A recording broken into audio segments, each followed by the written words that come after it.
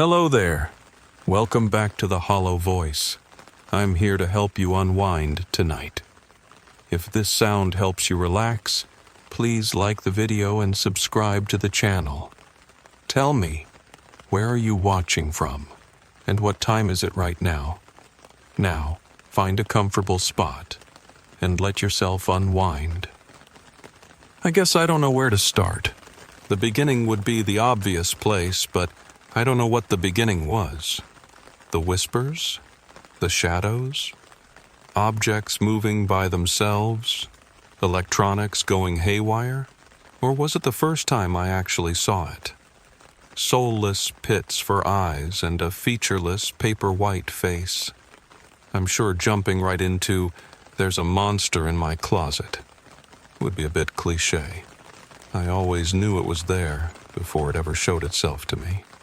The first time I knew, really knew, was Christmas Eve of 2010. I was with my ex-boyfriend at the time. He had taken me home early from dinner at a friend's house because I was feeling ill. Naturally, I went straight to bed and he stayed up, deciding to play his video games. I don't remember when I fell asleep or how long I'd been out before I woke up. All I remember was how I woke up. My memory of waking up is crystal clear even now. While regaining consciousness, I remember an unnatural cold in the room. Yes, I realize it was December, but Arizona never gets that cold. I remember feeling freezing cold hands brush against my bare arms before the duvet on my bed was pulled up over my body. I hadn't opened my eyes until then, and I thought I saw my ex-boyfriend standing at the edge of my bed. My vision was still blurry, so I called out his name with a yawn, blinking to clear my eyes of sleep.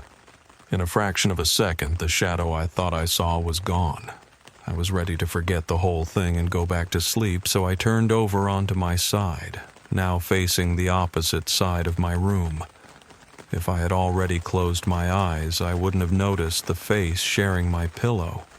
It was so close to me. The pale white and almost glowing face with empty coal-black sockets for eyes, that my nose almost touched it. With an immediate jerk back, I nearly flung myself over the side of my bed. I would have screamed if my dinner hadn't beaten my voice out of my mouth. Regardless, my ex had burst into my room moments later to witness me vomiting all over myself and my bed. Needless to say, he was pretty mad at me, since he was staying over for the holidays at my mom's house, and he had to sleep in that very same bed with me.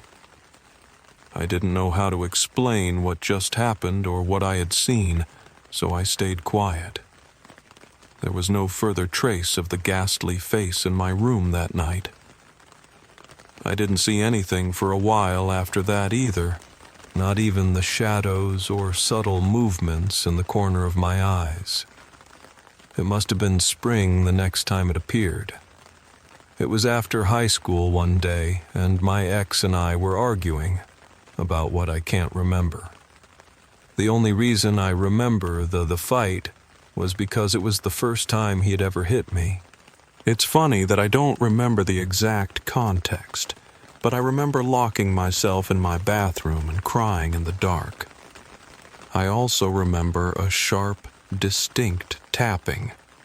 Thinking it was my boyfriend trying to apologize, I yelled for him to go away. I didn't get an answer, just more intervaled tapping, like a sharp fingernail on the thin wood of my bathroom door. I could see the shadow of someone standing on the other side, breaking the only light that was flowing into the bathroom from under the door. I called his name, no longer angry, no longer crying. Now I felt wrong, sick almost, and very nervous. When the taping stopped, I stared at the shadow underneath the door, watching it stay still. Feeling anxious now, I slowly laid myself on the floor.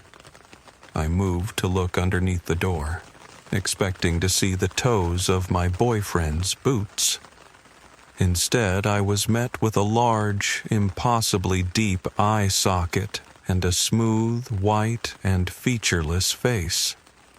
The same face from Christmas, just staring at me with phantom eyes. This time I was able to scream, and I screamed as loud as I could. My ex-boyfriend's name broke as it flew from my throat with a shrillness that was comparable only to nails on a chalkboard. The bathroom instantly began to shake with loud bangs instead of the quiet tapping. I was afraid that the door would bust off its hinges, so I wedged myself between the bathroom sink and toilet with my hands over my ears and my eyes shut tight. It felt like an eternity before my ex-boyfriend finally came to get me. This time I couldn't hide what happened. How do you explain screaming at the top of your lungs for no reason? So I told him. I even told him about Christmas.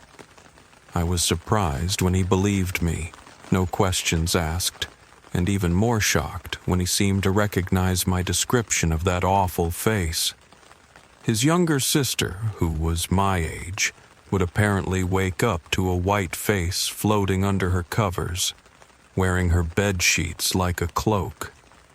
He also told me their late mother was gifted, as he called it, and it was passed on to them. He believed it may have followed him to my house, so I had my ex to thank for that thing.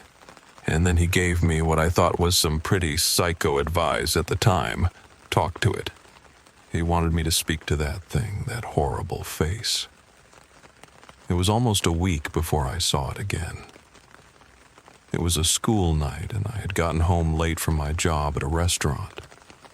All I wanted to do was kick off my shoes and fall asleep.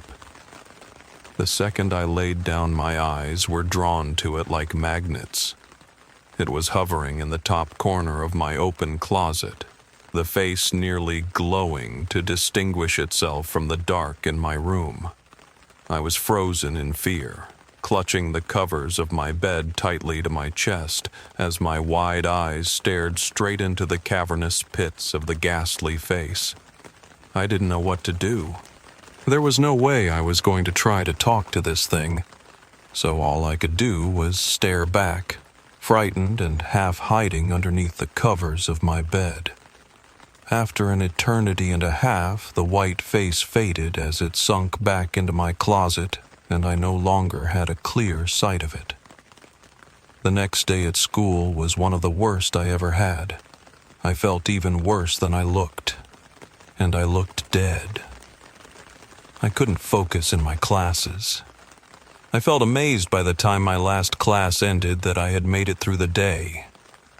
I remember that the second I was out of my classroom, my phone was up to my ear, calling my ex-boyfriend. I had wanted him to pick me up so I didn't have to walk home. I never wanted to go back there. However, he was out getting high with his friends, who disliked me for being a prude, and they convinced him not to come and get me.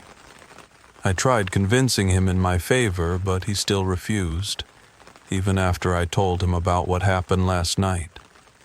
He just told me the same thing he did before and said, "Talk to it.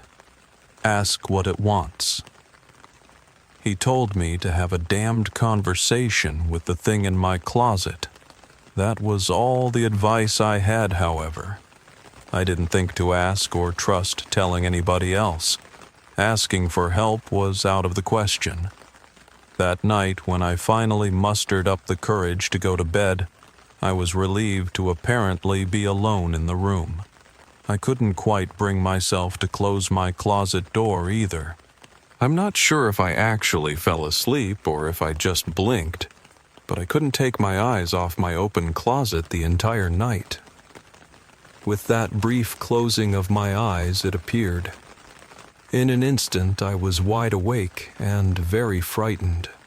With our staring match, my eyes getting lost in its soulless pits, I did the only thing I knew to do. "Hi," I was able to squeak, half of my face covered by my blankets. For the next few terrifying moments, I was afraid the face would respond to me.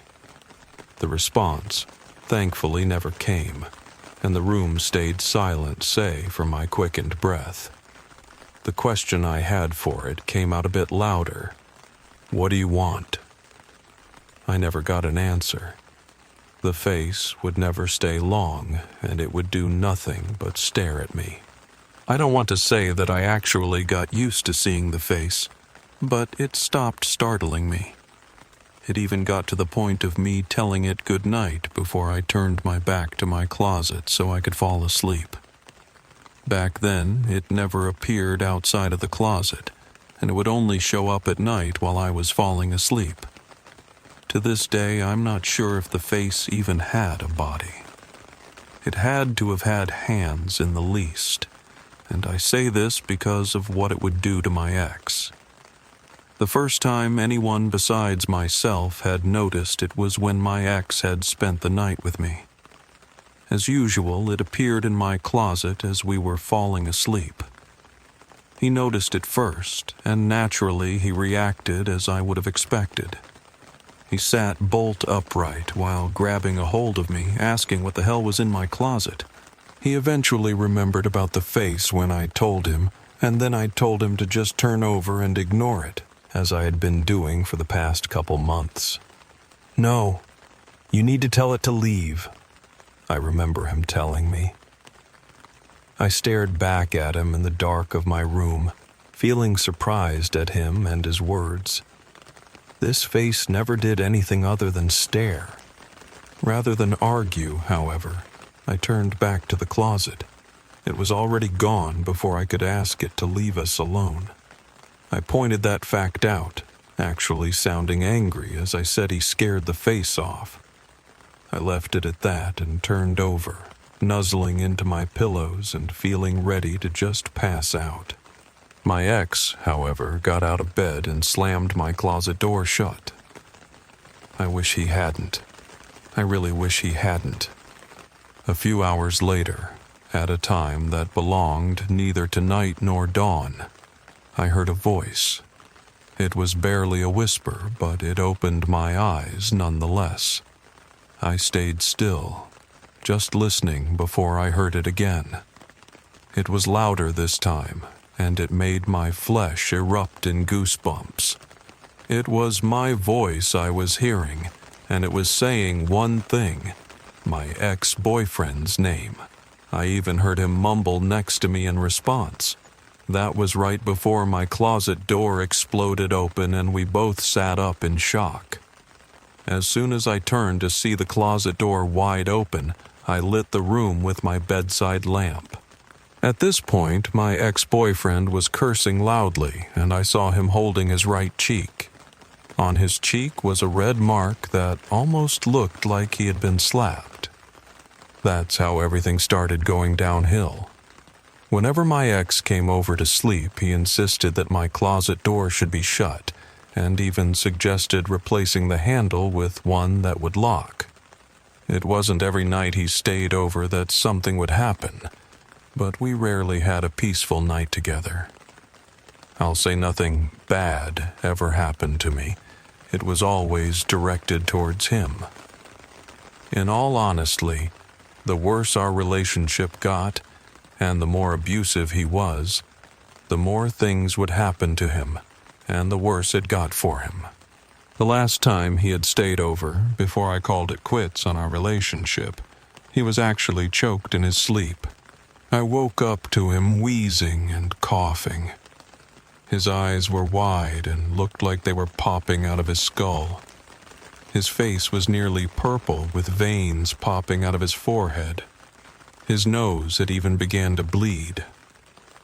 I never saw anything attacking him, just the aftermath. I didn't keep in contact with him after the breakup to know for sure. However, I didn't see the face again after that night, not for a while.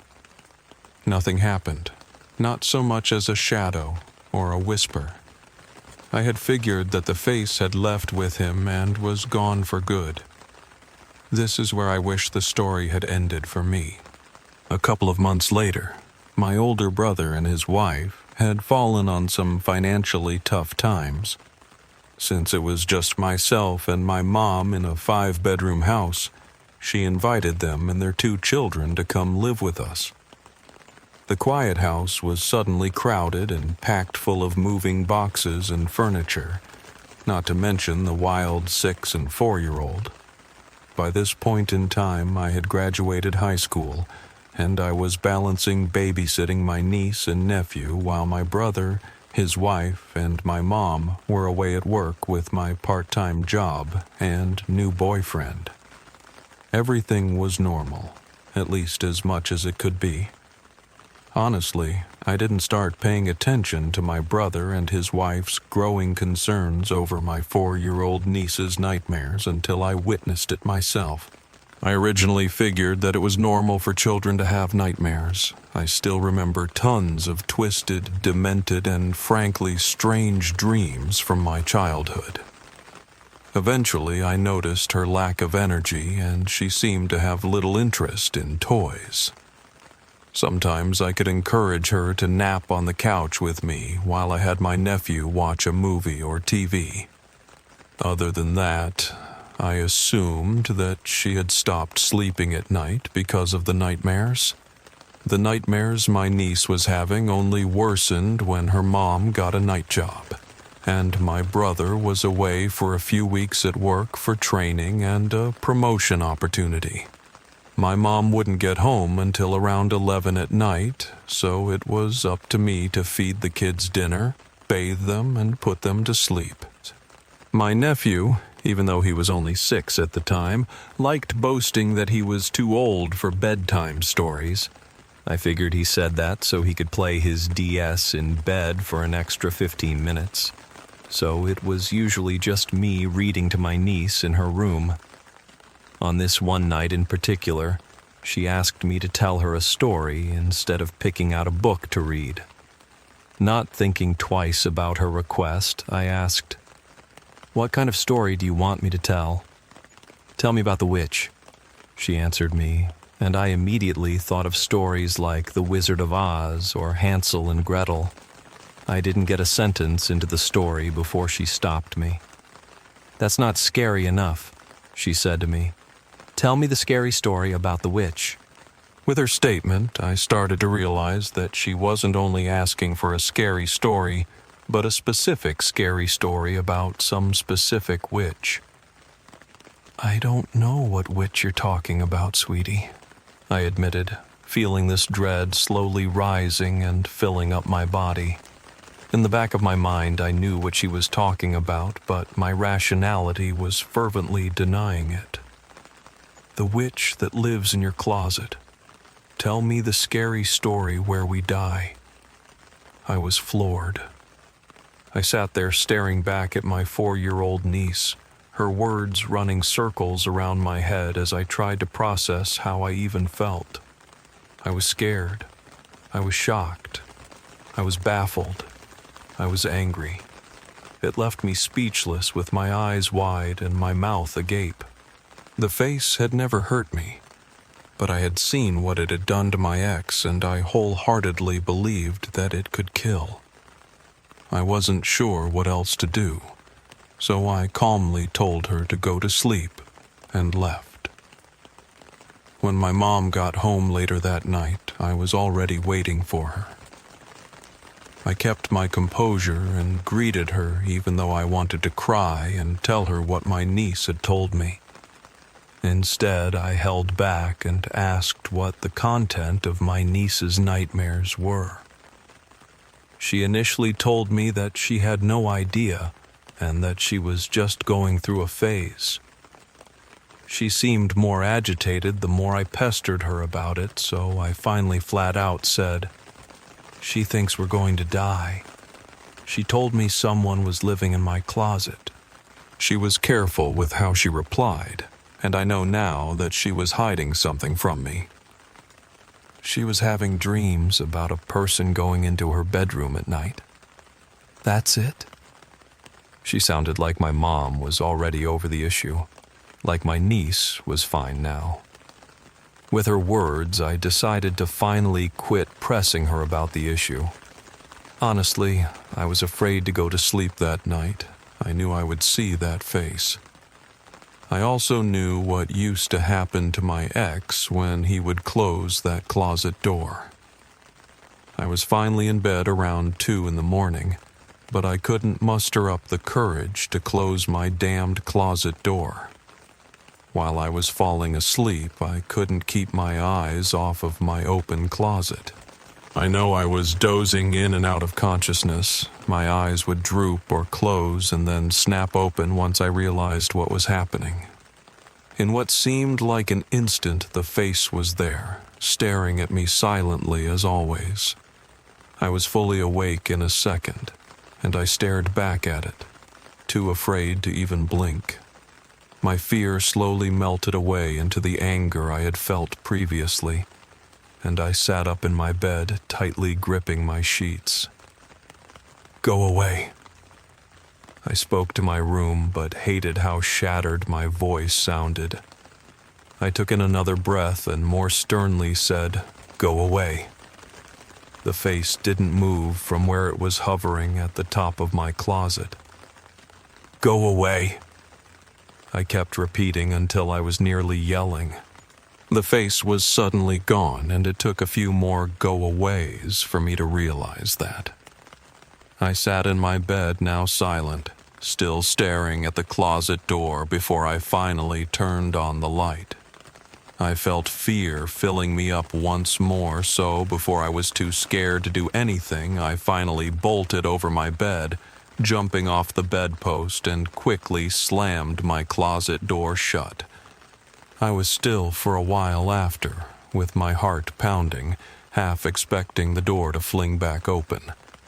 I then looked from my closet to my dresser and moved so I could try and push it in front of the door. In the end, it was too heavy, so I had to rip out the drawers and slide it across my carpet that way. My dresser stayed that way in front of my closet for the next few days. My peace of mind slowly began to return, and my niece hadn't had any further nightmares. I had managed to get into bed early this night, and my mom wouldn't be home for the next coop hours from work. Of course, the peace didn't last long, and just before I was able to doze, I heard what sounded like a quiet but sharp tapping. I almost ignored it at first, but the sound was persistent and growing louder. I sat up in my bed, and I just knew it was coming from my closet. I had heard that same tapping only months before. I sat in the dark of my room, eyes wide and staring at the closet door with my heart pounding in my chest. I was almost certain that the door would bust open at any second, despite my heavy dresser keeping it sealed shut. I sat there for what felt like an eternity before the tapping, having grown to a piercing noise, suddenly stopped. I continued listening, eyes still wide and never leaving the closet door, while slowly reaching my hand out to turn on the lamp in my room. My room, now lit, was still silent, and my fear was slowly starting to subside before I heard another door open in the dead, quiet house. I looked away from the closet door and over to my closed bedroom door, still listening. Within seconds, I heard another door open, and the sound forced me out of bed. I opened my door to a dark hallway and noticed that my niece's bedroom door was wide open. Taking in a deep breath, I walked forward and switched on her bedroom light. I somehow knew that she wasn't in the room before I was able to visually confirm the thought. When I saw her empty bed, I called out for her. I was only answered by my nephew's bedroom door slamming shut. Dread was filling me up, and I wanted to run back into my room and hide under the covers of my bed, but I couldn't. I had to be stronger than that. I slowly crept down the hall, calling out for my nephew now, and still received no answer from either of the children. I could see the light flooding through the cracks around his door, but when I tried the handle, it wouldn't budge. It wasn't locked. It felt like it was jammed, like someone was holding the door closed from the other side. Banging on the bedroom door, I surprised myself with how loudly I shouted for each of the children by their full names. They still didn't answer me, but when I pressed my ear to the door, I could hear their voices, and a third. A young woman's voice. It was too muffled to make out what anyone was saying, but my mind went primal as I completely freaked out. It was such a blur that I can't describe how hard I was trying to get into the room. With the state of mind I was in, I finally got the idea to take the doorknob off the door altogether. The handle itself didn't have any sort of lock, and there were screws on my side that I was able to undo after running to the backyard to find a toolbox. After forcing the doorknob apart, I was able to see partially into the room. I heard my niece speaking softly, and I was able to see my nephew standing in the corner of his room in his onesie pajamas, looking tired and confused.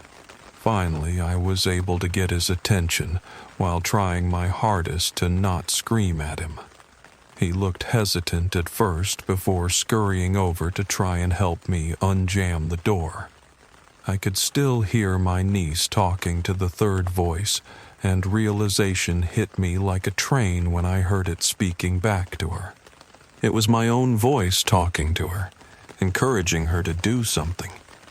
My voice was telling her that she had no other choice and that her brother needed to die. I was still frantic, slamming into the door as hard as I could while my nephew pulled at the hole the doorknob left from the other side. It felt like I was trying to move a solid wall, but eventually the hinges gave way and the door frame cracked open enough for me to get into the room. I grabbed onto my nephew as I was finally able to see my niece in the room. She was in her own onesie pajamas, and she was clutching the handle of a fillet knife my mom kept in the kitchen with both of her hands. All of the knives were kept in a cabinet over the kitchen sink since the kids had moved in, and I still have no idea how she had got it. I was going to ask her, but the sight of the third person in the room almost immediately held all of my attention. In an image that my ex-boyfriend had described to me once before, I saw that white face in my nephew's room. The blankets on his bed were wrapped tightly around the plain face, its eyes impossibly black and empty. It was positioned high near the ceiling of his room, just hovering above the bed with nothing but air between the mattress and the ends of the blanket. I had never experienced a terror so great before in my life, and I'm surprised that I hadn't began to manically scream. I could still hear my own voice pouring out from the face, encouraging my niece to kill her brother and now myself. I was able to tear my eyes away from the soulless gaze of the white face so I could look back to my niece. She was slowly coming towards myself and her brother, the knife awkward in her small hands.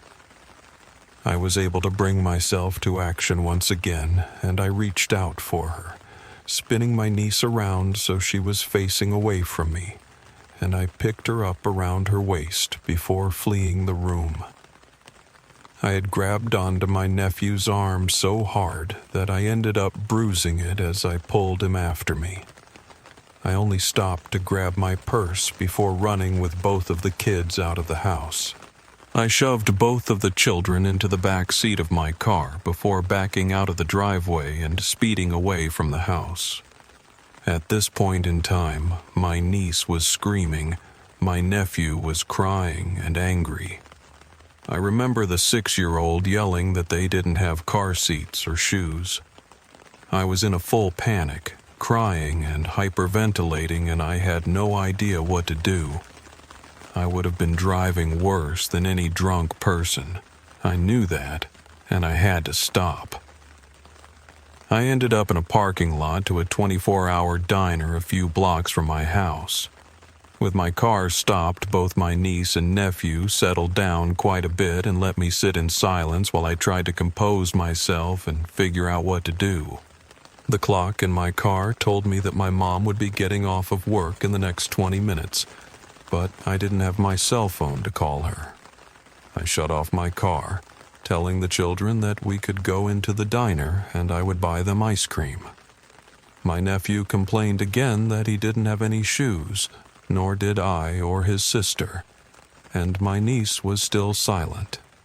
They still followed me inside nonetheless, all three of us in pajamas. I was glad when the staff of the nearly deserted diner didn't protest us coming in and sitting at a booth before they could even speak to us. I told both my niece and nephew I was going to order their ice cream and wandered by myself up to the front counter where a waitress and a night manager were giving me puzzled looks. I lied through my teeth to them, saying that I was babysitting the kids and someone had broke into the house. I told them that I was able to grab them and my purse before fleeing and that I didn't bring my phone with to call my mom. The manager was nice enough to let me use a phone behind the counter while the waitress walked over to the booth where my niece and nephew were still sitting silently to watch them. The rest of the night staff in the kitchen quickly caught on and I could see them whispering among themselves while I dialed my mom's number. I managed to keep a calm, almost monotone voice while talking to my mom. I told her that I had the children at the diner and asked her to come as soon as possible. I refrained from telling her the same story about a burglar and instead told her that the children and I had gotten scared and left the house in a panic. I didn't end up going back to the house that night. Instead, my mom came and got the children and had called my sister-in-law home early from work that night. I ended up spending the night at my then-boyfriend's house. I finally told him everything I've said here, and needless to say, he was skeptical, but wholeheartedly believed that something had scared me that night. He had also convinced me to move in with him, so I wouldn't have to sleep in my room with that damned face in my closet any longer. I called my mom and told her the next morning what I was planning to do. She didn't fight much and instead sounded worried still for my niece. When she and my sister-in-law got back home that night, they found part of the chain-link fence ran over from when I had backed out of the driveway so quickly. I hadn't realized what I had done at the time, but the scrapes I found on the side of my car coincided with the description. They had also found the security door and front door both wide open.